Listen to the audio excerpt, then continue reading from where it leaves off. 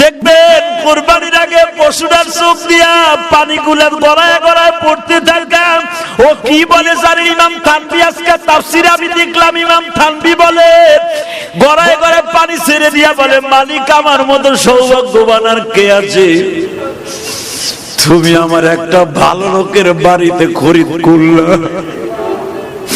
দেখবেন যে এই পশুগুলো কাঁদে, ওই মালিকের টাকার মধ্যে কোনো ভেজাল নাই। ও মালিকের বারিন্দায় বসে বসে কাঁদে আর বলে, মালিক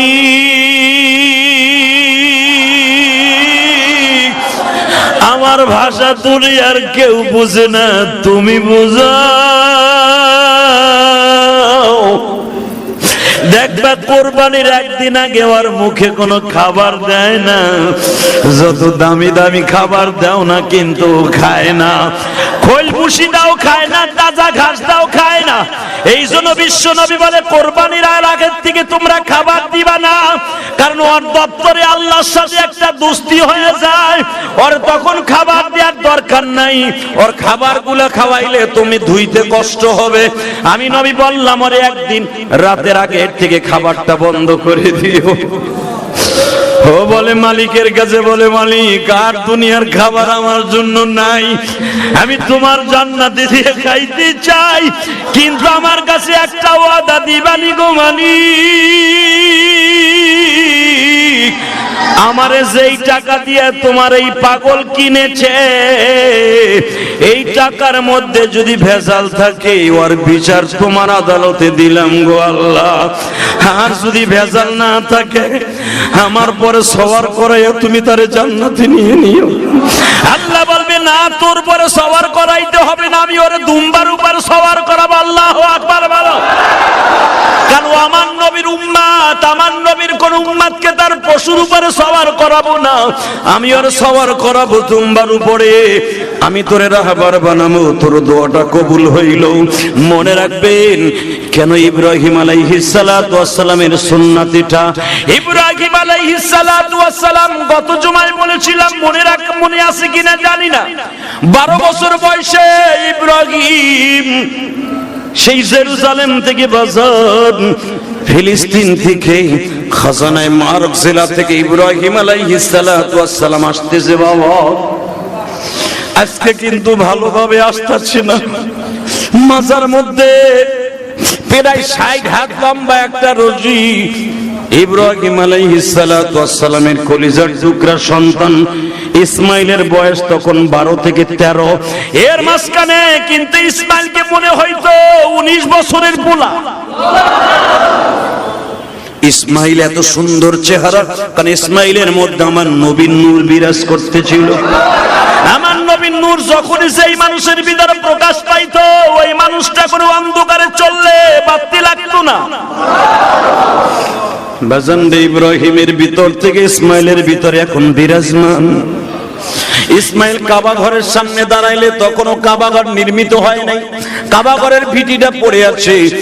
ইসমাইল যখন ওই কাবা ঘরের দরজা যেখানে এখন এখানে না রুকনি আমিন যেখানে এখানে দাঁড়ায় থাকতেন, মাঝে মাঝে দোয়া করতেন।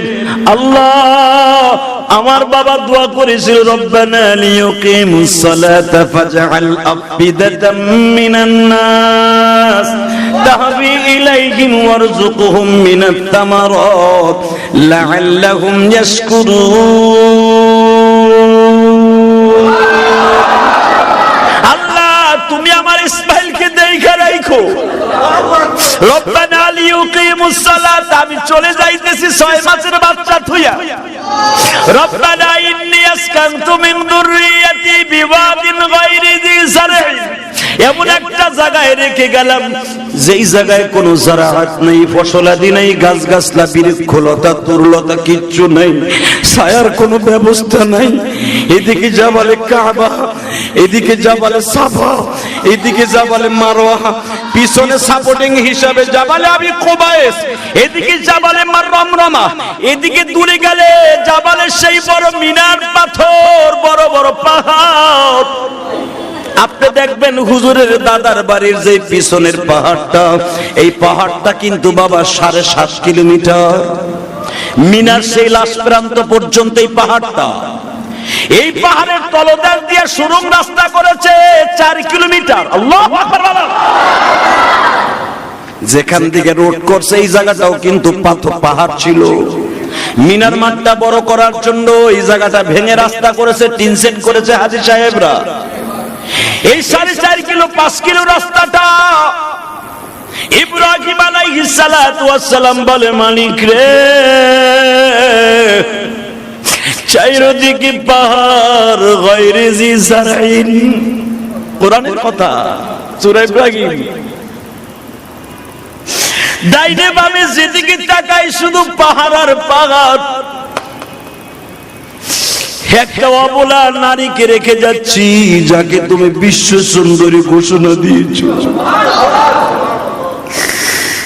গায়রে জি জারঈন ইনদা বাইতিকাল মুহাররম, এই জায়গায় তোমার হেরেম শরীফ হবে, তুমি আমারে বললা। আমি জীবনে কোনোদিন এখানে আসি নাই, প্রথম আসলাম। জিবরাইল হলো রাহবার।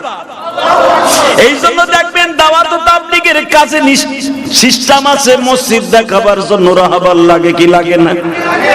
দাওয়াতের কাজ করতে বাড়ি বাড়ি মহল্লার লোক রাহবার লাগে কি লাগে না? কিন্তু ইব্রাহিম নবীর রাহবার কিন্তু জিবরাইল। এই জোরে কও। ইব্রাহিম চিন্তা না ইনদা বাইতিকাল মুহাররম, এখানে হেরেম শরীফ হবে। জিবরাইল যখন হেরেমের দরজার কাছে, যখন যেখানে দরজা দেখতেছেন এখানে বসে বলল, মাকাম ইব্রাহিমের কাছে উঠতে পেছে বলল, উটির থেকে নামাই দিয়ে ইব্রাহিমকে বলেছিল, ইব্রাহিম রে, এই ঘরটাই হবে বাইতুল্লাহ। ইব্রাহিম বলেন, ওই ইব্রাহিম, এখানেই তোমার বিবি বাচ্চারে নামায় দাও। ইব্রাহিম ডাইনে তাকায় পাহাড়, বামে তাকায় পাহাড়, পিছনে তাকায় পাহাড়। ইব্রাহিম যেখানে বসছে একবারে সোজা কিন্তু হুজুরের দাদার বাড়ি। কাবা ঘরের দরজা সোজা হলো হুজুরের দাদার বাড়ি। ইব্রাহিম আলাইহিস সালাতু ওয়াস সালাম বারবার সোজা আসমানের দিকে তাকায় আর বলে, দেখি আল্লাহ এই হুকুমটা পরিবর্তন করে কিনা। এখান থেকে 7-8 কিলোমিটার দূরে একটা চাটিয়াল ময়দান আছে, এটাকে আরাফা বলা হয়। আমিনের দপ্তরে লাখো কোটি শুকরিয়া জ্ঞাপন করছি যে মহান সত্তা আপনাকে আমাকে পুরো একটা বছর অতিবাহিত করে যে জিলহজ মাসের প্রথম জুমায় একাদা চিত্তে আল্লাহর শুকর আদায় করার জন্য আপনাকে আমাকে তৌফিক দান করেছেন। ওই মহান সত্তার শুকরিয়া উচ্চ কণ্ঠে আল্লাহকে সন্তুষ্ট করার জন্য একবার বলে ফেলি আলহামদুলিল্লাহ। পীরে ভাই সব, অনেক মানুষ গত বছর এই কোরবানির আগে বেঁচে ছিল, আজকে অনেকেই বেঁচে নাই। গত বছর অনেকেই কোরবানি দিয়েছিল, আজকে তারা দিতে পারবে না। বাংলাদেশে এই মহামারী করোনার কারণে অনেক মানুষ কোরবানি দিতে সাহস পাচ্ছে না। অবস্থা খারাপ হয়ে গেছে, ব্যবসা বাণিজ্য ধস নেমেছে। আল্লাহ, অত্যন্ত পরিতাপের বিষয়, কোরবানি সমাজ থেকে কমে যাওয়া এটা ভালো লক্ষণ নয়। আল্লাহ চান আমার বান্দা অন্তত বছরে একটা দিন আমাকে সন্তুষ্ট করার জন্য পশু কোরবানি দিক। তো বিভিন্ন কারণে যখন কোরবানির পশুর কোরবানি জবে কমে যায়, তো এটা এসে ভালো লক্ষণ না। তো আল্লাহর কাছে আমরা তওবা করি, দোয়া করি যে আল্লাহ আপনি আমাদের সবাইকে, কারণ কোরবানির জন্য শর্ত হলো আপনার টাকা থাকতে হবে 3 দিনের ভিতরে। যদি টাকা আপনার হাতে চলে আসে আপনার কোরবানি দিতে হবে। এখনো কোরবানি দেওয়ার টাইম আছে, কারণ কোরবানি দেওয়ার মাসলা হলো ওই 3 দিন যদি আপনার কাছে টাকা থাকে, তো 3 দিনের আগে কি আল্লাহ ব্যবসা ভালো করে দিয়ে টাকার মালিক বানাইতে পারে না? আল্লাহ পারে। তো আমরা দোয়া করি আল্লাহ কোরবানি আসার আগে আপনি আমাদের সবাইকে টাকার মালিক বানায় দেন। যারা দেওয়ার নিয়ত কমজোরি ছিল দিব না এবছর। আর অনেক লোক এই মহামারীর কারণে নিজেই মাজুর হয়ে গেছে, বেহুদা টাকা আছে ব্যাংকে, লাখ লাখ টাকা ব্যাংকে পড়ে রয়েছে, কোরবানি দিব না। আমি তো গত সময় বলেছিলাম, যার কাছে 65 থেকে 70 হাজার টাকা ইনভেস্ট আছে, বছর ঘোরার পরে টাকাটা আছে এবং কোরবানির ওই 3 দিন আছে, আপনার কোরবানি দেওয়া উচিত। এখন যদি আপনি কোরবানি না দেন তাহলে আপনি মহামারী কেমনে তাড়াবেন আপনি চিন্তা করে দেন। অতএব এই পশু কোরবানি দেয়া আল্লাহ পাক এত সন্তুষ্ট হন যে পশুর রক্ত আপনি যেটাই দেন, গরু দেন, ভেড়া দেন, গাভী দেন, উট দেন, দুম্বা দেন, যেটাই দেন, আপনি কোরবানির পশুর রক্ত জমিনে পড়ার আগে আল্লাহ তার জীবনের সব গুনাহ মাফ করে দেয়, গুনাহ কবিরা ছাড়া। মেরে ভাই দোস্ত বুজুর্গ, কোরবানির এমন একটা জিনিস যে কোরবানির পশু কিয়ামতের মাঠে আল্লাহর আদালতে আপনার পক্ষে ওকালতি করবে। ইয়া লাইতানি কুনতু তুরাবা, আমপাড়ার ভিতরে প্রথম 30 পারার প্রথম সূরা সূরা নাবা, এই সূরার লাস্টের অংশ বিশেষ আয়াতের মধ্যে আল্লাহ পাক বলেন পৃথিবীর সব মাখলুক, গরু বলেন, ভেড়া বলেন, মহিষ বলেন, উট বলেন, ছাগল বলেন, দুম্বা বলেন, যা কিছু বলেন, যদি কোনো মাখলুকরে কষ্ট দেয়, কুত্তায় যদি কুত্তারে কামড় দেয়, এর বিচার আছে না নাই? আপনি ভাইবেন না ওই কুকুরের মালিক ওকে ছেড়ে দিবে। একটা কুকুরের গায়ে অনেক শক্তি, কারণ ও মালিকের বাসায় খায়, ও পোলাও খায়, গোশ খায়, কই মাছ খায়, কদুর ঝোল খায়, টাটকা শিং মাছের ঝোল খায়, মালিক মাখায় মাখায় দেয়, ওর গায়ে শক্তি তো আছেই। আর একটা নেড়ে কুত্তা, ও রাস্তায় ঘুরে, ওর গায়ে শক্তি নাই, ওর লগে বলে পারে নাই। মনে রাখবেন কোরআন শরীফে আল্লাহ এ সম্পর্কে বলেন, যদি শক্তিশালী গরু আর একটা গরুকে গুতা দেয়, ইয়া লাইতানি কুনতু তুরাবা, এই কথাটাই কোরআনে আসছে। একটা গরু সবল গরু একটা দুর্বল গরুকে গুতা দিয়েছিল, কিন্তু সে সবল গরুতে ওটা রিপিট করতে পারে নাই, প্রতিশোধ দিতে পারে নাই, অর্থাৎ এটা যে দিতে হয় ও দিতে পারে নাই কমজোরির কারণে। কিয়ামতের মাঠে সবল গরুর আল্লাহর আদালতে দাঁড়াইতে হবে। দাঁড়ায়া এখন এটার বিচার কি হবে? ও তো জান্নাতেও যাবে না, জাহান্নামে যাবে না, শুধু মানুষ আর জিন এরা জাহান্নামে যাবে। আর পাথর, এই যে পাথরের পাহাড় দেখেন, এই 3টা জিনিস জাহান্নামে যাবে। তো পৃথিবীর কোন মাখলুক, মানুষ, জিন আর পাথর ছাড়া জাহান্নামে যাবে না কোন মাখলুক। দেখুন এইটার জুলুমের কি হবে বিচার? আল্লাহ বলেন আমি জালেম নয়, আমি সঠিক বিচার। আলাইসাল্লাহু বিআহকামিল হাকিমিন, ইযা হাকামতুম বাইনান নাস ইন তাহকুমু বিল আদল। আমি কিয়ামতের মাঠে বিচারক হিসেবে যখন বিচারের কাঠগড়ে দাঁড়াবো, আমি তো এমন একজন বিচারক, আমি কোনো সাক্ষী ছাড়া বিচার নিব না। কিন্তু অন্য মাখলুকের কোনো সাক্ষী লাগবে না, এটা আমার কম্পিউটারে এমনি, আমার কম্পিউটার ডেস্কটপের মধ্যে ঢোকানো আছে। দুনিয়ার সব মানুষের বিচারের জন্য কাঠগড়ায় দাঁড়াইতে হলে তার সাক্ষী লাগবে, কিন্তু অন্য কোনো মাখলুকের সাক্ষী লাগবে না, এটা আল্লাহ জানেন। তখন কি বলবে জানেন? গরুকে বলবে তোমাকে যেখানে গুতা দিয়েছিল তুমি ব্যথা পেয়েছিলে, তুমি প্রতিশোধ নিতে পারো নাই, তোমার সেই ঋণ শোধ করতে পারে নাই ও, আমি আল্লাহ অর্ডার দিলাম ঠিক তুমি ওইভাবে একটা গুতা দিয়া ইয়া লাইতানি কুনতু তুরাবা, তোমরা মাটি হয়ে যাও। সুবহানাল্লাহ বললেন না? তুমি ওরে গুতা দাও, তোমার যেখানে গুতা দিয়েছিল ঠিক ওই গরুটা ওরে এইভাবেই গুতা দিবে। যেই কোয়ালিটিতে সে দুনিয়ায় তাকে কষ্ট দিয়েছে, কুত্তারে কামড় দিয়েছে, সে এইভাবেই কামড় দিবে। কামড় দিয়ে আল্লাহর হুকুমে তারা সবাই মাটি হয়ে যাবে। আল্লাহ কোরআনে বলেন ইয়া লাইতানি কুনতু তুরাবা, কিয়ামতের মাঠে দুনিয়ার সব মাখলুকের বিচার হলো সে কষ্ট দিয়েছে, তারে কষ্ট দিয়া বিচার হয়ে যাওয়া। কিন্তু মনে রাখবেন মানুষের কষ্টের বিচার, জালেমের বিচার দুনিয়ায় এই সিস্টেমে হয়েছিল না, আখিরাতেও এই সিস্টেমে হবে না। যতদিন পর্যন্ত ওই মানুষটা মাফ না করবে, আপনার আমার মালিক কাউকে মাফ করবে না।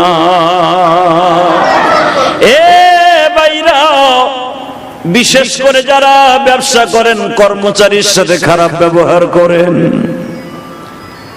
মনে রাখবেন কিয়ামতের মাঠে এই কর্মচারী আপনাকে মাফ করার আগ পর্যন্ত আপনি যতই ইবাদত করেন না কেন, কোনো ইবাদত আল্লাহর আসমানে যদিও যায়, আল্লাহ ওটা ওই ব্যক্তির জন্য রেখে দিবেন।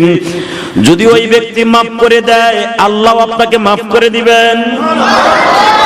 যদি আপনাকে মাপ পাইতে হয়, তাহলে বোঝা গেল আপনি তার কাছ থেকে মাপ চাইতে হবে। ঠিক না বে ঠিক? এ যুবকরা মনে রাখো, শরীরের শক্তি আছে, কলেজে পড়ো, তোমরা স্টুডেন্ট, তুমি যুবলীগ করো, আওয়ামী লীগ করো, ছাত্র লীগ করো, ছাত্র দল করো, ছাত্র শিবির করো, খেলাফতে মজলিস, যেটা মনে চায় সেটা করো। তোমার দলের ক্ষমতা আছে, আর একটা দুর্বল দলের লোকরে মারলা, চাইনিজ কুড়াল দিয়া কোপ দিলা, চাইনিজ কুড়াল দিয়া মারলা। আমার মালিক বলে কিয়ামতের মাঠে গরুর মতো বিচার তোমার হবে না, তোমার বিচার হবে এমন ভাবে, কিয়ামতের মাঠে মনে রাখবেন কাউকে কেউ মাফ করবে না। এক মাখলুক আর এক মাখলুককে মাফ করে দিবে, গরু গরুকে মাফ করে দিবে, কুকুর কুকুরকে মাফ করে দিবে, শ্রীগল শ্রীগলকে মাফ করে দিবে, কিন্তু মানুষ নামে যেই মাখলুকটা চাই, এটা কাউকে কেউ কোনোদিন মাফ করবে না। এই জন্য বিশ্বনবী বলে, সাহাবীরা রে, তোমরা মৃত্যুর আগে সবার কাছ থেকে মাপ চেয়ে কাফনের কাপড়টা শরীরে লাগাইও। এই জন্য বিশ্বনবী ইন্তেকালে 3 দিন আগের থেকে সাহাবীদের কাছ থেকে শুধু মাপ চেয়ে নিচ্ছে। বেলাল হুজুরের মুয়াজ্জিন বেলালকে বারবার বলে, বেলাল রে, আমি ইমাম, তুই মুয়াজ্জিন। ইমাম আর মুয়াজ্জিনের সম্পর্ক এমন মধুর ছিল, এই জন্য বিশ্বনবী বলেন, যারা দুনিয়ার ইমাম আছে, আমি নবীর গাড়িতে উঠে জান্নাতে যাবে। মান আহাব্বা সুন্নতি ফাকাদ আহাব্বানি, ইমামতি আমি নবীর সুন্নাত, এর একটা সুন্নাত পালন করলো। মুয়াজ্জিন সাহেবরা আমার বেলালের গাড়িতে করে জান্নাতে যাবে, আর আমার বেলালের গাড়িটা থাকবে আমি নবীর পাশাপাশি। আমি যখন জান্নাত বিচরণ করব, আমার জান্নাতের বোরাকের রশি ধরবে, সামনে হাঁটবে আমার বেলাল। বর্তমান ইমাম মুয়াজ্জিনের সম্পর্ক দেখবেন দাও আর কুমড়া। আলহামদুলিল্লাহ, মসজিদ অনেক ভালো, আলহামদুলিল্লাহ বলেন। আমি 1 বছর তো হয়ে গেল, এই 1 বছর হয়ে গেল। আমরা বিয়ে বাৎসরিক করেন, আমার খতিবগিরির বাৎসরিক করা উচিত নাকি? এ মুসল্লি ভাইরা ভালো করে বুঝছেন, এই মসজিদ আমি দেখেছি ইমাম মুয়াজ্জিন খাদেম সবার লিয়াজ ভালো, বিতর্কত খবর আমি জানি না। অনেক মসজিদ আমি দেখেছি মুয়াজ্জিনের চেহারা ইমাম দেখে না, আছে না নাই? খতিব সাহেব জুমার নামাজটা পড়ায় বের হওয়ার সাথে মুয়াজ্জিন ইমাম মিলিয়ে খতিবের বদনাম কয়, আছে না নাই? কিন্তু আলহামদুলিল্লাহ মসজিদের কমিটি একনিষ্ঠভাবে ভালো বিদায় চান্সটা এরা পায় না। কথা কন না কেন? আর কমিটি ভালো হয়ে করবে কি যদি সত্যিকারের শয়তানে কাউরে ধোঁকা দেয়? এটা কোনোদিন সম্ভব নয়। আলহামদুলিল্লাহ, শুকর, অনেক ভালো, এই মসজিদ অনেক ভালো। কারণ খতিবগিরি তো আজকে করি না, 1 যুগ কি 2-3 যুগ, 2 যুগ পার হয়ে গেল, 2 যুগের কাছাকাছি দেখতেছি তো অবস্থা। এই জন্য বিশ্বনবী বলেন, আমার বিলালের গাড়িতে উঠে মুয়াজ্জিনরা জান্নাতে যাবে, আর মসজিদের খাদেম হিসাবে যারা খেদমত করবে আব্দুল্লাহ ইবনে সাবেদের গাড়িতে বসে তারা জান্নাতে যাবে। মসজিদের কমিটি বৃন্দ আবু বকরের গাড়িতে বসে জান্নাতে যাবে, কারণ রসুলের ঘরের, রসুলের মসজিদের কমিটির লোক ছিল আবু বকর, রসুলের কমিটি ছিল হযরত ওমর। আলহামদুলিল্লাহ বললেন না? আমার ভাইরা মনে রাখবেন, আল্লাহ কাউকে মসজিদের খাদেম যারা, এরা কেউ জাহান্নামে যাবে না। এখন যদি করেন তার আমরা মুসল্লিরা কি করবো? আঙ্গুল চুষবো না? খতিব সাহেব যেই গাড়িতে যাবে আপনারও সেই গাড়িতে। কোন ইমাম, কোন খতিব তার মুসল্লিদেরকে সারা জান্নাতে যাবে না। এখন সম্পর্ক ভালো লাগবে না খারাপ লাগবে? জোরে বলেন না কে? না ইমামের বদনাম করবেন? ইমামের পিছনে জোহরের নামাজটা পড়ে, মাগরিবের নামাজ পড়ে যাইয়া দোকানের চার দোকানের সামনে বসে বসে ইমামের বদনাম কয়। বেটা মাগরিবের এমন কি রাত ধরছে, আডু মুডু ব্যথা হয়ে গেছে। কথা কন না কেন? মনে যায় নামাজের মধ্যে পায়খানা করে দিই। এবারে পরের বাড়ি খাইছে তো, তো ক্লিয়ার করে গেছে, আর আমি তো ক্লিয়ার করে যাই নাই। তোমারটা ক্লিয়ার হইব তো সকালবেলা বিড়ি টানলে। ইমাম সাহেব তার বিড়ি টেনে ক্লিয়ার করবেন, হ্যাঁ তো আগের থেকে ক্লিয়ার হইল, কথা কন না কেন? পায়খানা জমা রেখা স্টকে আপনার গোডাউনে নামাজ পড়া মিয়া মাকরু? অবশ্যই মাকরু। এটা গোডাউনে পায়খানা প্রস্রাব জমা রেখে নামাজ আপনি একা পড়েন, কিন্তু জমা রেখে আপনাকে জামাতে হাজির হতে বিশ্বনবী বলে নাই। এতে আপনার খুশু খুজু নষ্ট হয়ে যাবে। অনেক মুসল্লি আছে নামাজে দাঁড়াইছে বাথরুম, হুজুর তো 10 সূরা ইয়াসিন, ওটা তো শেষ হইতে 15 মিনিট লাগবে, হ্যাঁ তো শুরু হয়েছে 8 মিনিটের মাথায় গুতাগুতি, হ্যাঁ বাকি 7 মিনিট কি করবো? হ্যাঁ, এই জন্য বিশ্বনবী বলেছেন পায়খানা প্রস্রাব ক্লিয়ার না করে তুমি জামাত মিস করো, কিন্তু ক্লিয়ার করে খুশু খুজুর সাথে তুমি ইন্না তুইনা সূরা আল আসরে দিয়ে নামাজ পড়ো, এটার ভিতর খুশু খুজু আছে। তুমি নামাজ পড়ে যে ইমাম সাহেব বদনাম কইবা, 3টা বলছো বলে, 1 নম্বরে গীবাতের গুনাহ, 2 নম্বরে খুশু খুজুর গুনাহ, 3 নম্বরে হলো নামাজের সাথে বেঈমানি করার গুনাহ। কথা কম না কেন? পৃথিবীর সব ইমামগুলা বিশ্বনবীর ওয়ারিস, আমার নবীর সাথে জান্নাতে যাবে। যেই গাড়িতে অন্য কেউ উঠতে পারবে না, একমাত্র ইমামরাই উঠতে পারবে।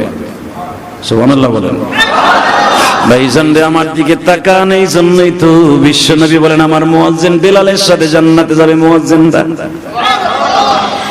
এ যুবক ভাইরা, বেলালের কাছ থেকে বিশ্বনবী মাপ নিতেছে। বেলাল রে মাপ করে দিশে বেলাল, দেখা হবে কিয়ামতের ময়দানে। মনে রাখবেন আর একটা কথা বলি, কারণ কোরবানির সামনে কোরবানির ওয়াজটাই করে দিয়ে যাই। আপনার আমি যে পশু কোরবানি দেই, পশুর কাছে মাপ চাইছেন?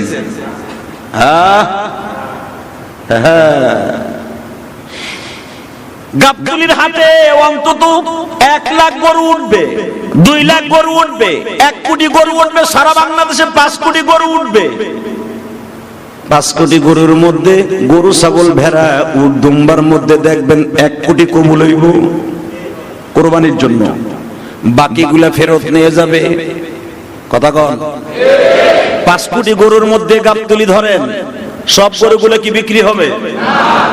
বিশ্বাস না হয় কোরবানির 2 দিন পরে যাই দেখেন শত শত গরু এখনো হাটে পড়ে থাকবে। আপনি যে পশুটার কাছে মাপ চাইলেন না, এ কি জানেন কিয়ামতের মাঠে ওর জবান খুলে যাবে মানুষের মতো। আপনিও আরবিতে কথা বলবেন, গরুটাও আরবিতে কথা বলবে, মালিক রে এই বেঈমান রে তুমি মাপ করতে পারো না, কারণ আমি এর বাঁচায় দিছি আমার নিজের গলাটা। আমি কোরবানির দিন সকাল পর্যন্ত আমার শরীরটা ভালো ছিল, যখন আমারে গোসলখানায় নিয়ে যায় একজন ফেরেশতা আমারে ডেকে ডেকে কই, তুই কষ্ট নিস না, তুই এখনই মাওলার দপ্তরে চলে যাবি। এই জন্য কষায়ের গরু বিক্রি করা গরু, গোশত বিক্রি করা গরু আর কোরবানির গরু এক না। বিশ্বনবী বলেছে কোরবানির পশুরে আদবের সহিত তোমরা জবাই দিও, কারণ রক্তটা জমিনে পড়ার সাথে 2টা শর্ত হয়ে যায়। 1 নম্বরে এই রক্তটা জমিনে পড়ার আগেই আমার আল্লাহ তোমার জীবনের গুনাহ মাফ করে দেয়। এই পশুটাকে আল্লাহ কবুল করে নেয়। যদিও তোমার কোরবানির টাকার মধ্যে ভেজাল থাকে, তোমারটা কবুল না হলেও এই যে গলাটা ফেস করে আল্লাহ রাস্তায় দিয়ে দিল, এই পশুটা কিন্তু কবুল হয়ে যায়। কিয়ামতের মাঠে দোয়া কিন্তু সিরিয়াস গো বাবা। এই জন্য উলামায়ে কেরাম দেখবে কোরবানির পশুর সাথে ভালো ব্যবহার করতে বলেছে। 2-3 দিন আগে কিনবেন, যদি থাকার জায়গা থাকে, টাউনে থাকার জায়গা নাই, রাখার জায়গা নাই বিদায় হয়তো কোরবানির দিন কিনবেন, তার 1 দিন আগে কিনবেন। নিয়ম হলো কিছুদিন আগে কিনা তার নিজ হাতে খাওয়ানো, মাঝে মাঝে তার নিজ হাতে সুন্দর করে গোসল করায়, মাঝে মাঝে মাথাটা হাতায় দিয়ে বলতে হয় তুই আমারে মাফ করে দিস, তোর জীবনকে আল্লাহর রাস্তায় দিয়ে আমারে পাপের থেকে বাঁচায় দিলি। দেখবেন কোরবানির আগে পশুটার চোখ দিয়া পানিগুলো গড়ায় গড়ায় পড়তে থাকে। ও কি বলে জানি ইমাম থানভী, আজকে তাফসীরে আমি দেখলাম ইমাম থানভী বলে গড়ায় গড়ায় পানি ছেড়ে দিয়া বলে, মালিক আমার মতো সৌভাগ্যবান আর কে আছে, তুমি আমার একটা ভালো লোকের বাড়িতে খরিদ করলা। দেখবেন যে এই পশুগুলো কাঁদে, ওই মালিকের টাকার মধ্যে কোনো ভেজাল নাই। ও মালিকের বারিন্দায় বসে বসে কাঁদে আর বলে, মালিক আমার ভাষা তুমি আর কেউ বুঝে না, তুমি বুঝাও। দেখবা কোরবানির একদিন আগে ওর মুখে কোনো খাবার দেয় না, যত দামি দামি খাবার দাও না কিন্তু খায় না, খোল ভুসি দাও খায় না, তাজা ঘাস দাও খায় না। এই জন্য বিশ্ব নবী বলে কোরবানির আগের থেকে তোমরা খাবার দিবা না, কারণ ওর দপ্তরে আল্লাহর সাথে একটা দোস্তি হয়ে যায়, ওর তখন খাবার দেওয়ার দরকার নাই। ওর খাবারগুলো খাওয়াইলে তুমি ধুইতে কষ্ট হবে। আমি নবী বললাম ওরে একদিন রাতের আগে এর থেকে খাবারটা বন্ধ করে দিও। ও বলে মালিকের কাছে বলে, মালিক আর দুনিয়ার খাবার আমার জন্য নাই, আমি তোমার জান্নাতে দিয়ে খাইতে চাই, কিন্তু আমার কাছে একটা ওয়াদা দিবানি গো মালিক। আমারে যেই টাকা দিয়ে তোমার এই পাগল কিনেছে, এই টাকার মধ্যে যদি ভেজাল থাকে ওর বিচার তোমার আদালতে দিলাম গো আল্লাহ। আর যদি ভেজাল না থাকে আমার পরে সওয়ার করাইয়া তুমি তারে জান্নাতে নিয়ে নিও। আল্লাহ বলবে না, তোর পরে সওয়ার করাইতে হবে না, আমি ওরে দুম্বার উপর সওয়ার করাবো। আল্লাহু আকবার বলো। কারণ আমার নবীর উম্মত, আমার নবীর কোন উম্মতকে তার পশুর উপরে সওয়ার করাবো না, আমি ওরে সওয়ার করাবো দুম্বার উপরে। আমি তোরে রাহবার বানাবো, তোর দোয়াটা কবুল হইল। মনে রাখবেন কেন ইব্রাহিম আলাইহিস সালাতু ওয়াস সালামের সুন্নাতিটা, ইব্রাহিম আলাইহিস সালাতু ওয়াস সালাম গত জুমায় বলেছিলাম, মনে আছে কিনা জানি না, 12 বছর বয়সে ইব্রাহিম সেই জেরুজালেম থেকে বাজার ফিলিস্তিন থেকে খাজানায় মারব জেলা থেকে ইব্রাহিম আলাইহিস সালাতু ওয়াস সালাম আসতেছে। বাবা আজকে কিন্তু ভালোভাবে আসতেছে না, মাজার মধ্যে প্রায় 60 হাত লম্বা একটা রশি, ইব্রাহিম আলাইহিস সালাতু ওয়াস সালামের কলিজার টুকরা সন্তান ইসমাইলের বয়স তখন 12 থেকে 13। এর মাঝখানে কিন্তু ইসমাইলকে মনে হইতো 19 বছরের পোলা। ইসমাইল এত সুন্দর চেহারা, কারণ ইসমাইলের মধ্যে আমার নবীর নূর বিরাজ করতেছিল। আমার নবীর নূর যখনই সেই মানুষের ভিতরে প্রকাশ পাইতো, ওই মানুষটা কোনো অন্ধকারে চললে বাতি লাগতো না। বাজানদে ইব্রাহিমের ভিতর থেকে ইসমাইলের ভিতরে এখন বিরাজমান। ইসমাইল কাবা ঘরের সামনে দাঁড়াইলে তখনও কাবা ঘর নির্মিত হয় নাই, কাবা ঘরের ভিটিটা পড়ে আছে। ইসমাইল যখন ওই কাবা ঘরের দরজা যেখানে এখন এখানে না, রুকনি আমিন যেখানে এখানে দাঁড়ায় থাকতেন, মাঝে মাঝে দোয়া করতেন। আল্লাহ আমার বাবা দোয়া করেছিল, রব্বানা লিয়ুকিমুস সালাতা ফাজআল আফিদাতাম মিনান নাস তাহবি ইলাইহিম ওয়ারযুকহুম মিনাত তামারাত লাআল্লাহুম ইয়াশকুরুন। আল্লাহ তুমি আমার ইসমাইলকে দেখা রাখো। রব্বানা লিয়ুকিমুস সালাত, আমি চলে যাইতেছি 6 মাসের বাচ্চা থুইয়া। রব্বানা ইন্নী আসকানতু মিন যুররিয়াতি বিওয়াদিন গায়রি যি যার'ইন, এমন একটা জায়গায় রেখে গেলাম যেই জায়গায় কোনো জারাআত নেই, ফসলাদি নেই, গাছ গাছলা বৃক্ষলতা তরুলতা কিচ্ছু নেই, ছায়ার কোনো ব্যবস্থা নাই। এদিকে জাবালে কাবা, এদিকে জাবালে সাফা, এদিকে জাবালে মারওয়া, পিছনে সাপোর্টিং হিসাবে জাবালে আবি কুবাইস, এদিকে জাবালে রমরমা, এদিকে দূরে গেলে জাবালে সেই বড় মিনার পাথর, বড় বড় পাহাড়। আপনি দেখবেন হুজুরের দাদার বাড়ির যে পিছনের পাহাড়টা, এই পাহাড়টা কিন্তু বাবা 7.5 কিলোমিটার, মিনার সেই লাশ প্রান্ত পর্যন্ত এই পাহাড়টা। এই পাহাড়ের তলদেশ দিয়ে সুরঙ্গ রাস্তা করেছে 4 কিলোমিটার। আল্লাহু আকবার বলো। যেখান থেকে রোড করছে এই জায়গাটাও কিন্তু পাহাড় ছিল। মিনার মাঠটা বড় করার জন্য এই জায়গাটা ভেঙে রাস্তা করেছে, টিন সেট করেছে হাজী সাহেবরা। এই 4.5 কিলো 5 কিলো রাস্তাটা ইব্রাহিম আলাইহিস সালাতু ওয়াস সালাম বলে, মালিক রে চারিদিকে পাহাড় গায়রে জি জারঈন, কোরআনের কথা, সূরা ইব্রাহিম। ডাইনে বামে যেদিকে তাকাই শুধু পাহাড় আর পাহাড়। একটা অবলা নারীকে রেখে যাচ্ছি, যাকে তুমি বিশ্ব সুন্দরী ঘোষণা দিয়েছো। গায়রে জি জারঈন ইনদা বাইতিকাল মুহাররম, এই জায়গায় তোমার হেরেম শরীফ হবে, তুমি আমারে বললা। আমি জীবনে কোনোদিন এখানে আসি নাই, এই প্রথম আসলাম। জিবরাইল হলো রাহবার।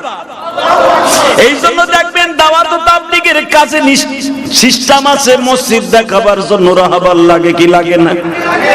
দাওয়াতের কাজ করতে বাড়ি বাড়ি মহল্লার লোক রাহবার লাগে কি লাগে না? কিন্তু ইব্রাহিম নবীর রাহবার কিন্তু জিবরাইল। এই জোরে কও। ইব্রাহিম চিন্তা না ইনদা বাইতিকাল মুহাররম, এখানে হেরেম শরীফ হবে। জিবরাইল যখন হেরেমের দরজার কাছে, যখন যেখানে দরজা দেখতেছেন এখানে বসে বলল, মাকাম ইব্রাহিমের কাছে উঠতে পেছে বলল, উটির থেকে নামাই দিয়ে ইব্রাহিমকে বলেছিল, ইব্রাহিম রে, এই ঘরটাই হবে বাইতুল্লাহ। ইব্রাহিম বলেন, ও ইব্রাহিম, এখানেই তোমার বিবি বাচ্চারে নামাই দাও। ইব্রাহিম ডাইনে তাকায় পাহাড়, বামে তাকায় পাহাড়, পিছনে তাকায় পাহাড়। ইব্রাহিম যেখানে বসছে একবারে সোজা কিন্তু হুজুরের দাদার বাড়ি। কাবা ঘরের দরজা সোজা হলো হুজুরের দাদার বাড়ি। ইব্রাহিম আলাইহিস সালাতু ওয়াস সালাম বারবার শুধু আসমানের দিকে তাকায় আর বলে, দেখি আল্লাহ এই হুকুমটা পরিবর্তন করে কিনা। এখান থেকে 7-8 কিলোমিটার দূরে একটা চাটিয়াল ময়দান আছে, এটা আরাফা বলা হয়, এলাকা। এই জন্যই কিন্তু এই জায়গাটাকে বাক্কা বলা হয়, মক্কা না বাক্কা। কি নাম? অর্থাৎ এতই আঁকা বাঁকা জায়গা ছিল, এটা অসম্পূর্ণ এলাকা, যেখানে মানুষ দিনের বেলা যাইতো না, এই কাবার হেরেমের মধ্যে। আল্লাহ, এখনো টাইম আছে, তুমি একটু বলো না, আমি অন্য কোথাও রাইখে যাই। কত কত ঘাট, কত নদী নালা, কত সাগর বিল পাড়ি দিয়ে আমি আসলাম, এমন একটা জায়গায় আমারে রাখতে কো। আমার যা কইবা আমি তাই শুনবো, কিন্তু এমন একটা জায়গায় রাখতে কও যেখানে পানি আছে, গাছ আছে। এমন একটা জায়গায় বলতেছো যেখানে কোনো গাছ গাছলা নাই। কোরআনের কথা। আল্লাহ বলেন, আমার সিদ্ধান্ত এখানেই রাখ। ইব্রাহিম আর একটা কথা বলে নাই। এখানে যদি আমি ইলিয়াস রহমান জিয়াদিকে আল্লাহ বলতো যে আপনার বিবিরে ওই নবীনগরের বিলের মধ্যে রাইখে আসেন নৌকায়, মনে মনে কইতাম এক জুমার বয়ানে কাইন্দে কেটে আল্লাহরে খুশি করে নেব, কিন্তু বউরে হেন থইতে রাজি না। কথা কন না কেন? নিজের বিবিরে বরিশালে লঞ্চে পাঠাবেন, নিজের টিকিট কেটে দিয়া কেবিনে দিয়া, তারপরে পুটিশ পিটিশ কয় বাড়িতে যাওয়া পর্যন্ত 17 বার আপনি ফোন দেন। লঞ্চ এখন কই আছে, কোন জায়গায় আছে, গাড়ি এখন মাওয়াঘাটে পৌঁছেছে কিনা, আরিসা ঘাটে গেছে কিনা, যমুনা সেতু পার হয়েছে কিনা, চাঁদপুরের লঞ্চ উঠছে কিনা, লঞ্চটা কত দূর গেছে, কতবার ফোন দাও তোমার আমার বউর জন্য। আর বিশ্ব সুন্দরী যে হাজেরার পেটে জন্ম নিয়েছে, আমার বিশ্ব নবীর রক্তের ধারা ইসমাইল। ইব্রাহিম আলাইহিস সালাম বললেন, যখন তোমার সিদ্ধান্ত, আমি আর কোনো কথা বলবো না। তবে একটা কথা শুনো, যেখানে আমি গাছ গাছলা বিহীন জায়গায় রাইখা গেলাম, রব্বানা লিইয়ুকিমুস সালাতা ফাজআল আফিদাতাম মিনান নাস তাহবি ইলাইহিম ওয়ারযুকহুম মিনাস সামারাত লাআল্লাহুম ইয়াশকুরুন। রেখে গেলাম তোমার কথাই, কিন্তু তুমি নিজে দেখে রাখবা কিনা বলো। আল্লাহ বলে, ইব্রাহিম তোর ভিতরে কি কোনো সন্দেহ আছে? ওয়াইদিবতালা ইব্রাহিম, যদি সন্দেহ থাকলে বল, তোর এখনই আমি লাল কালি মাইরে দেই। ইব্রাহিম বলে, যদি সন্দেহ থাকতো, এই হাজার হাজার মাইল, শত শত নদী নালা, হাজার হাজার নদী নালা, খাল বিল পাড়ি দিয়া একটা সরস জীবতীর মতো বিশ্ব সুন্দরী একটা মহিলা রে 6 মাসের বাচ্চা বুকে দিয়ে আমি রাইখা যাইতাম না। ইব্রাহিম তাহলে যা, আমি তোর ছেলের নামাজি বানামু। রব্বানা লিইয়ুকিমুস সালাতা, বলতাছস তো নামাজি বানাইতে, আমি বানামু। আফিদাতাম মিনান নাস, তুই তো বলতেছ তোর বিবির দিকে কেউ খারাপ নজরে দেখবে, তুই থাকবি না, তোর বিবির পায়ে কেউ লয়ে যাবে না। ইব্রাহিম, পৃথিবীর এমন কোন পুরুষের ক্ষমতা নাই।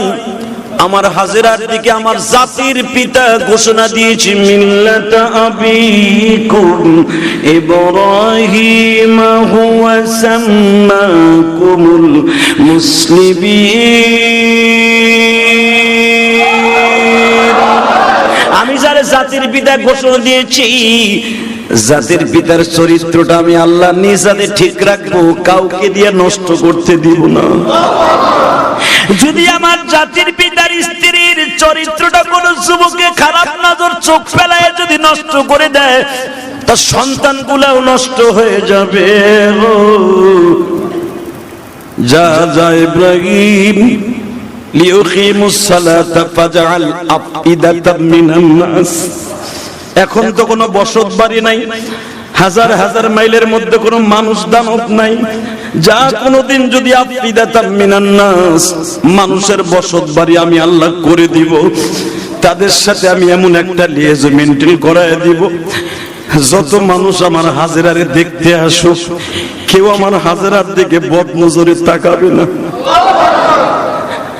ইব্রাহিম সুস্থের নিঃশ্বাস ছাড়লেন আর বললেন, আল্লাহ আমি তখন হেরেমের থেকে উপরে উঠে আসছি, যেটাকে ইব্রাহিম খলিল রোড বলা হয়, আজিজ গেট বলা হয়, আব্দুল আজিজ গেট বলা হয়। বাবা, এই গেট দিয়ে ইব্রাহিম উঠছিলেন 1 নাম্বার গেট দিয়া, 79 নাম্বার গেট আর 1 নাম্বার গেট দিয়ে ইব্রাহিম উঠতাছে। কাবা ঘরটা কিন্তু নিচে আর আবু বকরের বাড়িটা কিন্তু উপরে। এইরকম কিন্তু কাবাঘরটা এখনো নিচে আছে বাবা, প্রায় 3 তলা নিচে কাবাঘর। তখন তো প্রায় 10 তলা নিচে ছিল কাবা। চারিদিকে পাহাড়, ইব্রাহিম উঠে গেছে পাহাড়ের উপরে, এই যে কাবায় হাজেরা বসা, এই পর্যন্ত উঠে আসছে 1 নাম্বার গেট পর্যন্ত। ইব্রাহিম আলাইহিস সালাম বলে, হাজেরা রে, আমার কথা বলা নিষেধ, তুমি যাও যাও, আমার মালিক তোমারে দেখে রাখবে। হাজেরা শুধু একটা কথাই বললেন, আপনি শুধু একটা কথা বলে গেলে আমার আর কোনো দুঃখ থাকবে না। আপনি কি আমার সতীর সায়রার কথায় আমারে রাইখা যান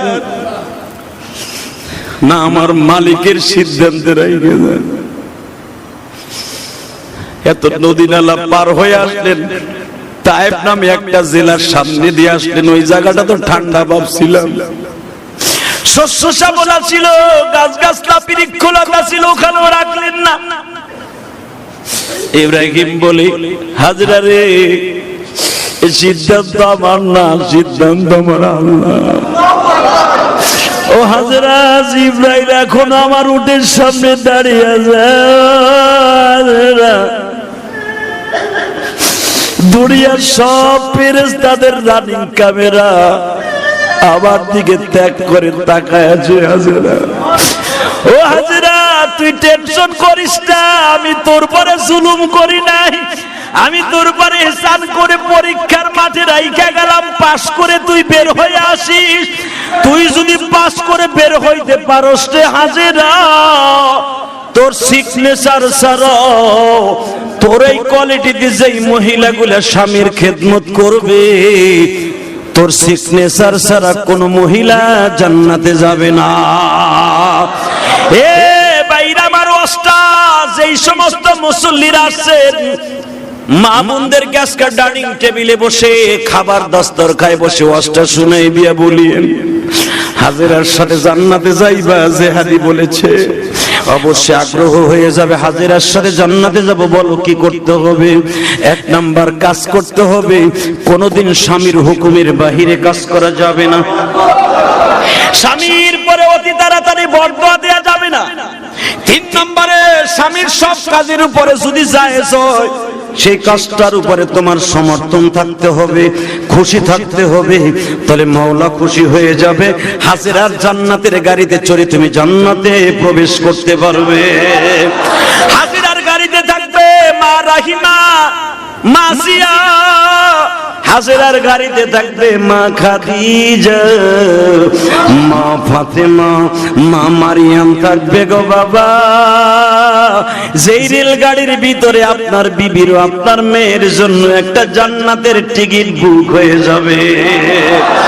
এ যুবক ভাইরা, যদি আপনার বিবির হাজেরার গাড়িতে চড়াইতে চান, এই কোরবানির ওয়াজটা দিয়ে ওয়াজটা তাদের কানে পৌঁছায় দেন।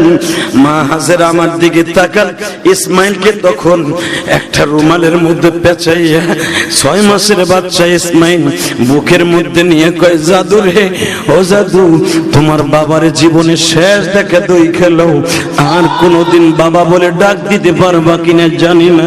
ইসমাইল কিন্তু আপনার আমার মতো নয় বাবা। ইসমাইল সব বুঝতাছে, বারবার টুনটুন করে বাবা বাবা বলে ডাকতাছে আর বলতেছে, বাবা গো, এই দুনিয়ায় বাবা ছাড়া যে কত কষ্ট, দুনিয়ার কেউ না জানলে আমি ইসমাইল হয়তো একদিন জানবো। এইটাই বারবার তাকায় তাকায় বুঝাইতে চায়।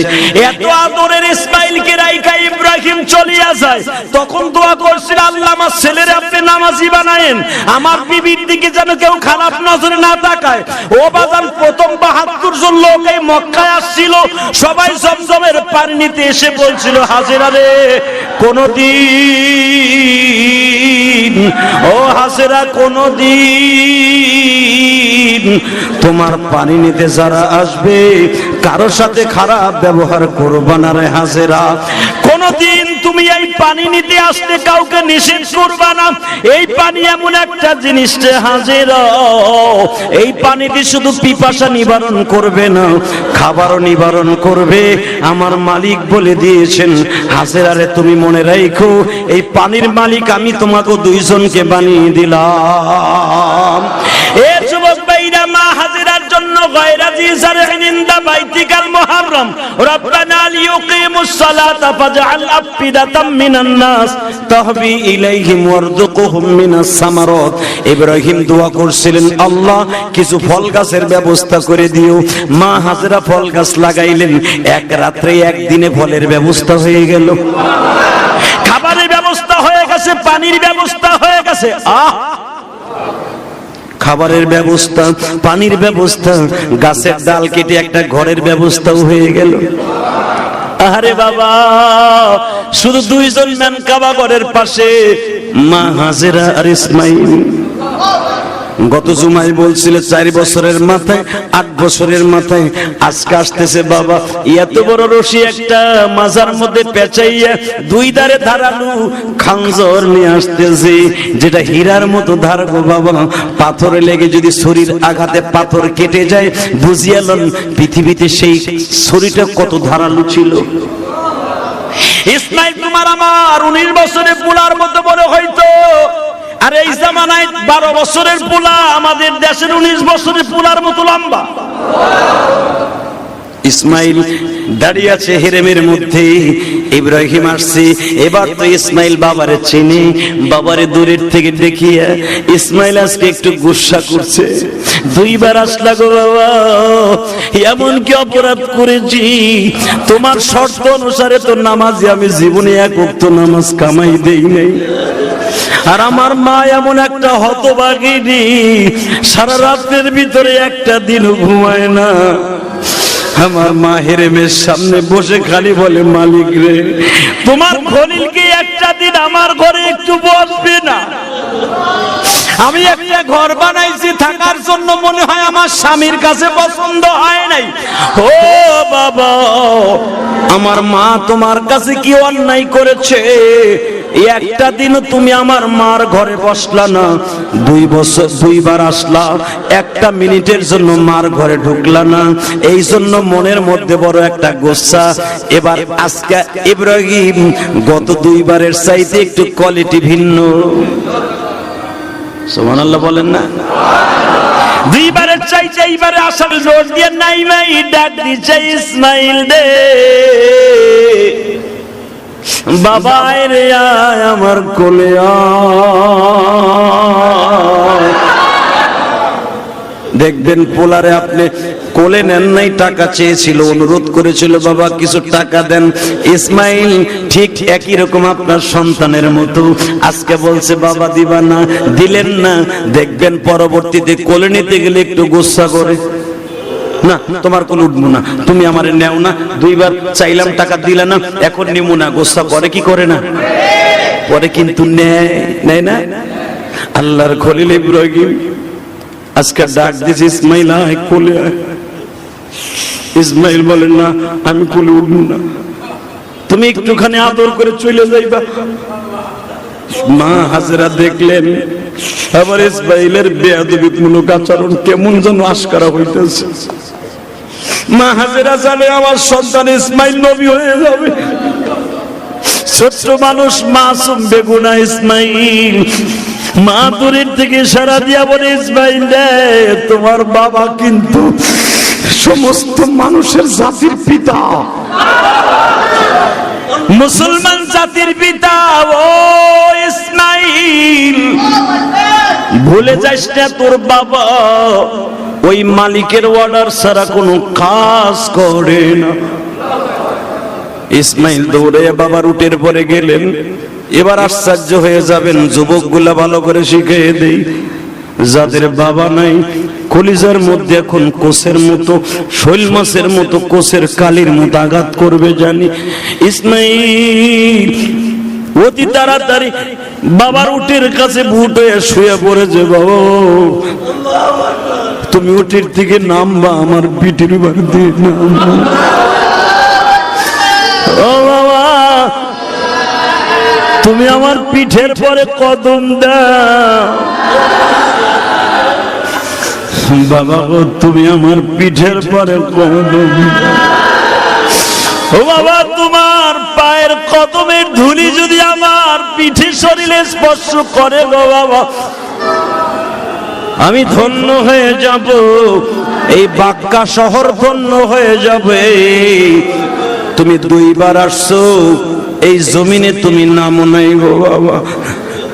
ইব্রাহিম উটের পরে বসে বলে, মালিক তোমার কারিশমা বুঝি না, তোমার কাছে আমি বলছিলাম রব্বি হাবলি মিনাস সালিহিন ফাবাশশারনাহু বিগুলামিন হালিম, আল্লাহ দিবা আমার একটা নেককার সন্তান দিও।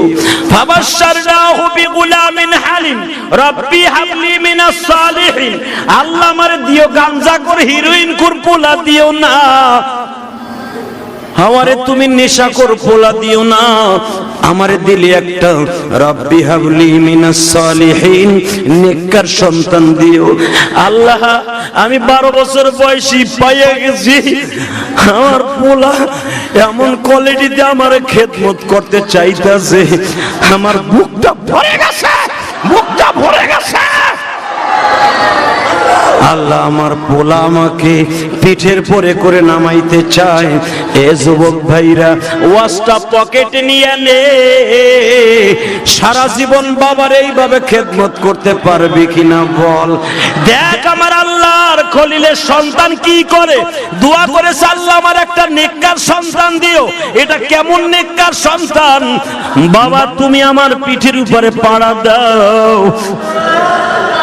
ইব্রাহিম আল্লাহর খলিল বলে, বাবা না, বাবা না, বাবা তুমি যে কি এটা আমি জানি, তুমি জানো, তুমি যে আল্লাহর কাছে কি এই মুহূর্তের জন্য তুমি জানো না, কে জানে? কে আল্লাহ তোমার এমন ভাবে পছন্দ করেছে তুমি জানো না, আমি ইব্রাহিম জানি। বাবা তুমি ওঠো গো বাবা। ইসমাইল উঠে গেলেন, ইব্রাহিম লাফ দিয়ে উটের থেকে নামলেন। বাবার ইসমাইল বুকের মধ্যে নিয়ে বলে, বাবা ইসমাইল বলো তো বাবা তোমার কাছে কেমন লাগে? ও বাবারা ভাইরা, যারা পা ভাড়ায় ফেলেছি, দুনিয়ায় এই আদর আর কোথাও পাইবা না, পয়সা দিয়ে কিনতে পারবা না, যেটা বাবার কাছে পাওয়া যাবে।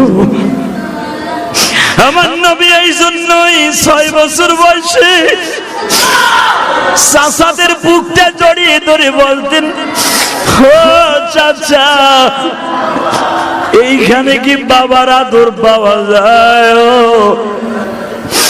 হুজুরের চাচা আবু তালেব বলতেন, বাবা আমি কি আপনার বাবার আদর একদিনও দেই নেই? আমার নবী বলতেন, আমার চাচারে যদি না বলি কষ্ট পাবে। চাচা জি ইয়া উম্মি, আপনি বাবার চাইতে বেশি আদর দেন, কিন্তু চাচা আমার বাবা বেঁচে থাকলে হয়তো আমি যে জিনিসটা অনুভব করতাম ওইটা তো আর আমি পাই না। তখন আমার নবীর এই উত্তরে আবু তালেব বলেছিল, বাবা দুনিয়ার সব আমি তোমারে দিতে পারবো, কিন্তু তোমার বাবার আদর তো আর দিতে পারবো না। আরে যুবক, আশ্চর্য হয়ে যাইবা, আজকে সৌদি আরব থেকে আজিজ নামে একটা ছেলে, আব্দুল আজিজ, দাম্মাম শহরে থাকে। এই যে কয়েক সপ্তাহ আগে তোমাদের কাছে দোয়া চেয়েছিলাম, তার বাবা মারা গেছে, গোরনদী বাড়ি, বাবা পয়সার গোরনদী বাড়ি। এই ছেলেটা আজকে আমার মাদ্রাসায় 12,000 টাকা দান করেছে, আলহামদুলিল্লাহ বলে। হুজুর আমার শ্বশুরের নামে আমার আত্মীয়রা, আমার শালারা 4 জন এই দেশে থাকে, 3 জন থাকে আমি সহ 4 জন। হুজুর তার বাবা মারা গেছে, বাবার লাশটা দেখতে পারলো না এই করোনার কারণে। আমরা সবাই সৌদি, কত কষ্ট দিয়ে আমার শ্বশুরটা মারা গেছে। এবং হুজুর আমার ছোট শালার একটা মেয়ে হয়েছে, আপনার মাদ্রাসায় টাকা দিলাম, মসজিদের মুসল্লিদেরকে একটু দোয়া করবেন। হুজুর আপনার ওয়াজ ইউটিউবে যখনই জুমার বয়ানটা আসে, আমরা সবাই হোটেলের মধ্যে বসে আগে জুমার অপেক্ষায় থাকি, কখন জুমার বয়ানটা ইউটিউবে প্রকাশ পাবে। হুজুর শুধু আমি না, আমার এই দাম্মামে হাজার হাজার বাঙালি আপনার জুমার বয়ানের অপেক্ষায় থাকে। এবং আপনার কমিটির কান্না এবং যুবকদের কান্না আমরা দেখে নিজেরাই আপ্লুত হয়ে যাই যে পৃথিবীতে আমরা তো সৌদি আরব জুমার নামাজ পড়ি, কাবা ঘরের মধ্যেও নামাজ পড়ি, হুজুরের রওজায়ও নামাজ পড়ি, সৌদি আরবের মানুষগুলাকে এইভাবে কাঁদতে দেখি নাই। যেখানে কুরবানি দেওয়া হয়েছে মিনার মাঠ, যেই দেশে ইসমাইল জবাই হয়েছিল, ওই দেশেও তো কোনোদিন দেখতে পারি নাই এমন কান্না। কিন্তু আমার বাংলাদেশে বসিয়া ইসমাইলের কথা শুনে যুবকদের কান্না, হুজুর আমরা আশ্চর্য হয়ে যাই। হুজুর আজকে দোয়া করবেন, আমার বাবা আজকে দুনিয়ায় নাই। হে যুবক, আমি তোমার 2টা পাও ধরে বলছি, কোরবানিতে সবাই দিবা। তোমার কোরবানির গরুর সামনে দাঁড়াইয়ে তোমার বাবা যদি দাঁড়ায় দাঁড়ায় দেখতো আমার বাবা আবার কলিজার টুকরা সন্তান জবাই দিতেছে, পৃথিবীতে তোমার বাবার মতো খুশি আর কেউ হতো না। তোমার মা যদি দেখতো তোমার মায়ের মতো খুশি কেউ হতো না। তোমার মা নিজে গোশতগুলা বন্টন করিয়া মানুষের হাতে যখন বিলাইয়া দিত, তুমি দূরে দাঁড়ায় দাঁড়ায় দেখতা আমার মায়ের নিজের হাতে কোরবানির গোশত বন্টন করে। এর চাইতে বড় আনন্দ কোটি টাকা দিয়েও পাইবা না। ইসমাইলকে বুকের মধ্যে নিয়ে 2 বাপ বেটার কান্না শুরু হয়ে গেল। আল্লাহু আকবার বলো। এবার একটা আশ্চর্য ধরনের আলোচনা শুনলে তুমি টাসকি লেগে যাবে। ইসমাইল বাবার বুকে চড়ে কি বলে শুনো, বাবা ও বাবা তুমি কি 2-1 দিন থাকবা না চলে যাবা? ইব্রাহিম পরীক্ষা স্বরূপ বললেন, চলে গেলে কিরকম লাগবে, থাকলে কেমন লাগবে? ইসমাইল বলে, বাবা যদি এইটা তোমার বুঝাইতে হয় তাহলে আল্লাহরে বলো তোমারে জানো ইসমাইলের জায়গায় আনে আর আমার ইব্রাহিমের জায়গায় আনে। ইব্রাহিম চোখের পানি ছেড়ে দিয়ে বলে, ইসমাইল রে বাবা,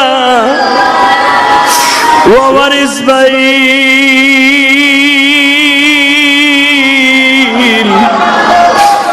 আমি জীবনে বাবার আদর পাই নাই বাবা। নমরুদ আমারে মারার জন্য, আমার মায়ের গর্ভ নষ্ট করার জন্য আমার বাবা বহু চেষ্টা করেছে। আমার মা আমাকে জন্ম দিয়ে রেখে আসছে 4টা পাহাড়ের মাঝখানে। আমি জীবনে কোনোদিন কাউকে প্রাণ করে বাপ বলে ডাকতে পারি নাই। 6 বছর বয়সে আমার মা আমারে নিয়ে আসছে নমরুদের বাড়ির পাশে। ও বাবা, মাত্র যুবক বয়সে যখন আমার হইল, নমরুদ আমার আগুনের মধ্যে ফেললো, সেখান থেকে আমার পরীক্ষা শুরু গো বাবা। এখনো পর্যন্ত কাউরে তৃপ্তি সহকারে বাপ বলে ডাকি নেই গো। ইসমাইল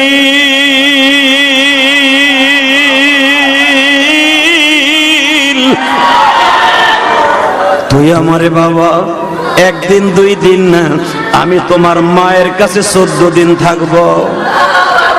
আলহামদুলিল্লাহ বলেন। আমি 14 দিন থাকবো বাবা, এর ভিতরে অনেক জায়গায় তোমারে ঘুরাইতে নিয়ে যাব, তুমি রাজি আছো কিনা? ইসমাইল বলে বাবা গো, বাবার সাথে সন্তান যাবে, তুমি যেখানে আমারে নিয়ে যাইবা সেটাই যাব। তারে বাবা তুমি একটা কথার উত্তর দেও, তুমি আমার মার ঘরে একটু ঢুকো গো বাবা, তুমি আমার মার ঘরে একটু ঢুকো। ইসমাইলকে বুকি নিয়ে বলে বাবা গো, তোমার মায়ের ঘরে যাওয়ার আগে কাবার একটা সিস্টেম আছে, এটা কিন্তু হেরেম শরীফ বাবা, তোমার মাকে বলে দিয়ে গেছি সকাল বিকাল তওয়াফ করার জন্য। ও বাবা যখন কাবা ঘরের ভিটি ছিল ফেরেশতারা তওয়াফ করত, বাবা আমি আর আমার মা সকাল বিকাল যখনই সুযোগ পাই তওয়াফ করি। বাবা আসো বাবা আল্লাহর ঘরটা তওয়াফ কইরা লয়। আল্লাহর ঘর তওয়াফ হয়ে গেল, মাকাম ইব্রাহিম অর্থাৎ মা হাজিরার ঘরের ডাইন পাশে 2 রাকাত নামাজ হইল। শুরু হয়ে গেল বিধান গো বাবা। ইব্রাহিম ইসমাইলের মায়ের ঘরে হাজিরার ঘরে ঢুকলেন। মা হাজিরা কাবার দরজার সামনে যায় লম্বা একটা সেজদা মাইরা দিলেন। ও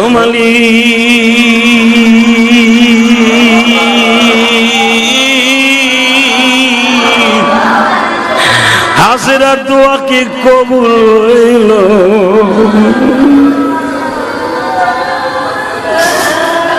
আমি আমার মা বোনদেরকে বলবো, যদি এই মাসে আপনারা রোজা রাখতে চান বেশি বেশি রোজা রাইখা লন। আল্লাহ কবুল করুক, জোরে কেন আমিন, আরো জোরে বলেন আমিন। প্রথম জুমা এই মাসে বিশ্বনবী রোজা বেশি রেখেছে। শাবান মাস এবং জিলহজ মাস বিশ্বনবী বেশি রোজা রেখেছে। জিলহজ মাসের 1 তারিখ থেকে নিয়ে 10 তারিখ পর্যন্ত 9 তারিখ পর্যন্ত যারা রোজা রাখবে এর ভিতরে আল্লাহ রাব্বুল আলামিন প্রতিদিন আল্লাহ রাব্বুল আলামিন তার 1 বছরের গুনাহ মাফ করে দিবেন। রোজাটা রাখবেন ইনশাআল্লাহ। জোরে বলেন না কেন? যদি পারেন রাখবেন, বাধ্যতা কথা নাই, পিড়াপিড়ি নাই। নফল রোজা যত রাখবেন এই মাসে তত সওয়াব হবে। আল্লাহ আমাদের সবাইকে কবুল করেন। জোরে বলেন আমিন, আরো জোরে বলেন আমিন। এখন যে মহামারী চলছে এই সময় বেশি রোজা রেখে দোয়া করার দরকার আছে না নাই? যদি দরকার হয়ে থাকে সবার কাছে দোয়া চাই। বাংলাদেশে একটার পর একটা গজব লেগে আছে, শুরু হয়ে গেছে নতুন গজব, বন্যার পানি। আমার ফরিদপুর, গোপালগঞ্জ, মাদারীপুর, শরীয়তপুর, শিবচর, শরীয়তপুরের অনেক বাড়ি ঘর পদ্মায় বিলীন হয়ে যাচ্ছে। বেদেরগঞ্জ, সখীপুর, বিশেষ করে শরীয়তপুর সদর, নড়িয়া থানাটা এত পরিমাণ ক্ষতিগ্রস্ত হচ্ছে। শিবচর চর অঞ্চল, আমার মা বোনদের এত কষ্ট হচ্ছে। ছোট ছোট বাচ্চা নিয়ে খোলা আকাশের নিচে বৃষ্টির মধ্যে কত মহিলা দাঁড়িয়ে দাঁড়িয়ে কাঁদে। বৃষ্টির পানি আর চোখের পানি গড়ায় গড়ায় জমিনে পড়ছে। আমরা যারা ঢাকায় আছি তারা বুঝবো না গ্রাম অঞ্চলের কষ্ট।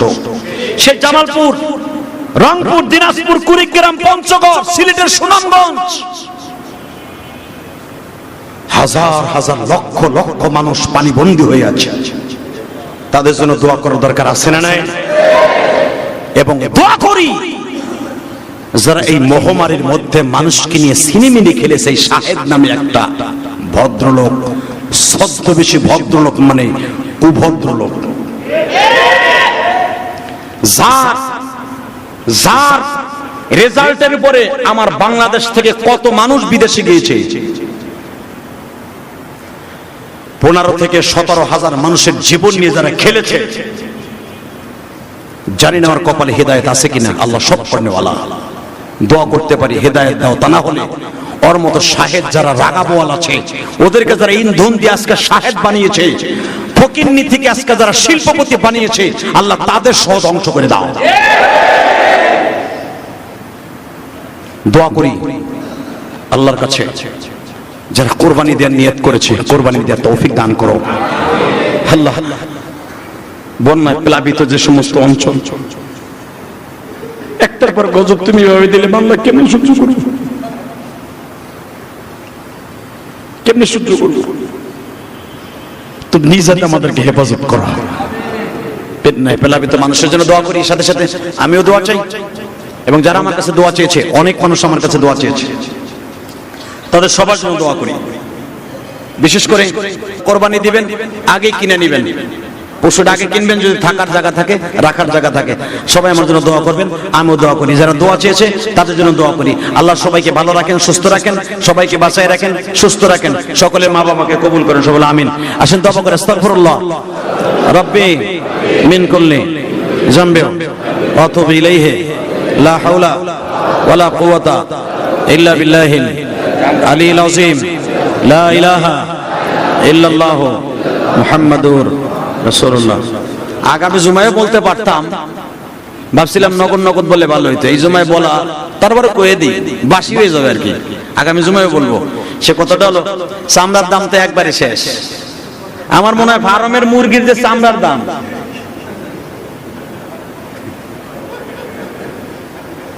ফার্মের কক লাল মুরগির যে চামড়ার দাম কেজি হিসেবে বিক্রি হয়, ওই দাম। অতএব চামড়াটা আপনি ঘরে রাখে না পচাইয়া, কিছু কিছু মগামার্কা মুসল্লি আছে চামড়া সারাদিন ঘরের বারিন্দা রাখে, দেহি আইনি দেহি আহিনি, দেহি দাম চড়া পাইনি, পাইতে পাইতে লাস্টে যখন বিকেল বেলা রাইত হয়ে যায়, পয়সা জায়গা করে বন্ধ ছোটে, তখন কি করবে, মাদ্রাসা ফেলাইতে যায়। এরকম আছে না নাই? খবরদার, ওইটা যখন আপনি খাইতে পারবেন না, ওইটা খাওয়া আপনার জন্য জায়েজ নাই। অতএব বেসন যখন লাগবে এটা খাইতে পারবেন না, বেইসা দরকার কি আছে? 100 200 300 টাকা চামড়া, ওই 2 লাখ টাকা 2 লাখ টাকা গরুর চামড়ার মাত্র 300 টাকা। ওই 300 টাকা বেইসা কারে দিবেন আপনি? ওইটা পকেট দিয়ে দিয়েন, চামড়াটা মাদ্রাসা বারান্দা ফেলাই দিয়ে যায়। মিয়া যত কিপটামি করে চামড়া লইয়া, যত মাইডু, যত সন্ত্রাসী চাকু লইয়া পারাপারি মারামারি, আর এলাকার দেখবেন যত আওয়ামী লীগের বিএনপির পোলা পান, সব গরিবের হকের উপরে ডাকাতি নাম্বার 1 করে। ওইগুলা মরেও চাকুর পার খাইয়া, মরেও গুলি খাইয়া, গরিবের হক মাইরা তুই জোর করে চামড়াটা নিয়ে যে কয় টাকা লাভ করবি? আমার মনে হয় এগো জুলুমের কারণে চামড়ার দামটা আল্লাহ কমাই দিছে। অতএব আমি বলতে চাই, আমার যে সমস্ত ভাইরা আছেন, গরিবের হকটা মেরে খাইয়েন না। ন্যায্য দাম দিয়ে আপনি নিয়েন, পারলে বেশি বেশি, নাহলে ব্যবসাটা ছেড়ে দিয়েন। এই ব্যবসা করে যে আপনার ফ্যামিলি চালাইতে হবে, আর কি করবেন? এটা বেচে তো কয়েকজন বন্ধু বান্ধব মিলে ফুর্তি করবেন, যা লাভ হইব এইটাই তো দেখি। এমন তো না যে আপনি যা লাভ হয় এটা মসজিদ মাসে দিয়ে দেন, এটা তো দেন না। খান কয়েকজনে ভাগ বটরা করে কক্সবাজার যায় না, সিঙ্গাপুর যায়। এই ব্যবসা আল্লাহ আপনার অন্য দিক দিয়ে দিবে ইনশাআল্লাহ। আপনি গরিবের হকটা খাইয়েন না। আমি দুইটা হাতে পাও ধরে বলছি, গরিবের হকটা আপনি খাইয়েন না প্লিজ। আপনি পাও ধরছি, গরিবের হকটা আপনি খাইয়েন না প্লিজ প্লিজ। ক্যান্সার হবে, ব্লাড ক্যান্সার হবে। এটা গরিবের হক, এটা গরিবের হক।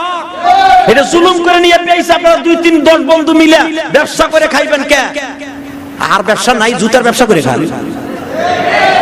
কথা বল না কেন? অন্য ব্যবসা করে খান। এইভাবে গরিবের হক মেরে খায়েন না। আপনাকে পাও ধরি, আমি আপনাকে জন্য দোয়া করি, আল্লাহ আপনাদের সুস্থ ভালো রাখুক, শরীর রাখুক, ভালো রাখুক। আল্লাহ আমাদের সবাইকে কবুল করেন, আল্লাহুম্মা আমিন।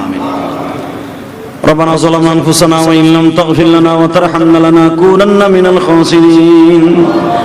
اللهم اغفر لنا ولوالدينا رب ارحمهما كما ربياني صغيرا. মালিক রে, কোরবানির মাস চলতেছে, আমরা যারা কোরবানি দেওয়ার নিয়ত করেছি, তোমার দপ্তরে কবুল হবে কিনা আমি জানি না। আমি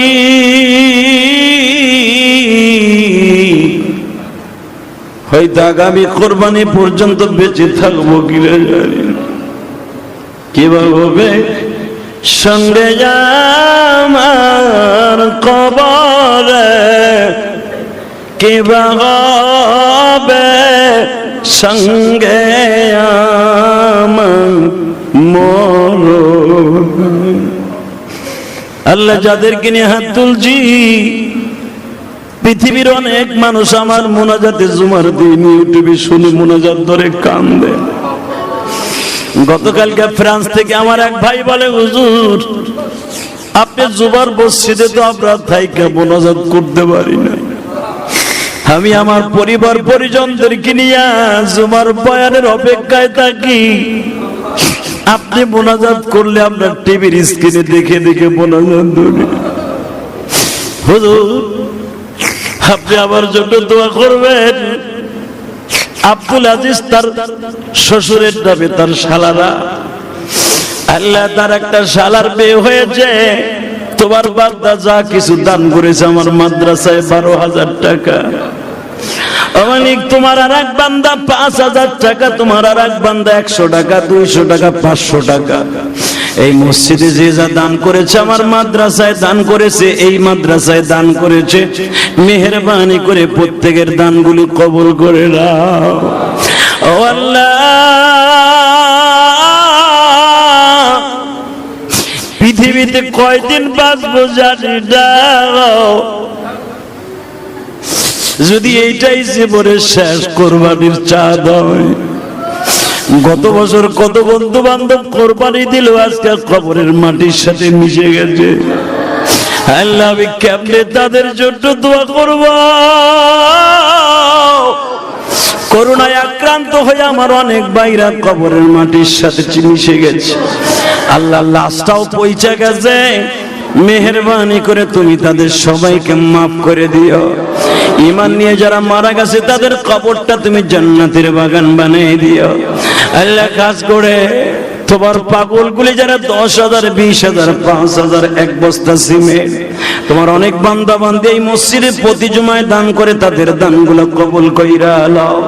আল্লাহ এদের জীবনের গুনাহ মাফ করে দাও, এদের মনের আশা তুমি পুরা করে দাও, এদের জীবনটাকে তুমি সুন্দর করে নাও। আল্লাহ কোরবানির পশু যারা কিনবে তাদের সহি সালামতে কেনার সুযোগ দিয়ে দাও। আয় আল্লাহ যারা এখানে বসে কোরবানি দেবে প্রত্যেকের পশু কোরবানি কবুল করে নিও। আল্লাহ আমাদের দোয়া কবুল ও মঞ্জুর করে নাও। আল্লাহ তুমি যদি বাঁচায় রাখো, ইমানের হালাতে বাঁচায় রেখো। আল্লাহ যদি বেঈমান করে নিয়ে যাও, কবরে কি জবাব দিব? আল্লাহ যারা অসুস্থ আছে সুস্থ বানিয়ে দাও। সাল্লাল্লাহু তাআলা আলা খায়রি খালকিহি মুহাম্মাদি ওয়া নূরি আশা। আল্লাহ তোমার অনেক বান্দা বান্দি অসুস্থ, এই মিরপুর 12 নম্বর অনেক ভাই বোনেরা দোয়া চেয়েছে অসুস্থ, মেহেরবানি করে সবাইকে আপনি সুস্থ রেখে দেন। আল্লাহ এই মসজিদের অনেক মুসল্লির অসুস্থ সুস্থ করে দেন। সাল্লাল্লাহু তাআলা আলা খায়রি খালকিহি মুহাম্মাদি ওয়া নূরি আশা সাইয়্যিদিনা মাহুম বিরহমাতিকা ইয়া আরহামার রাহিমিন।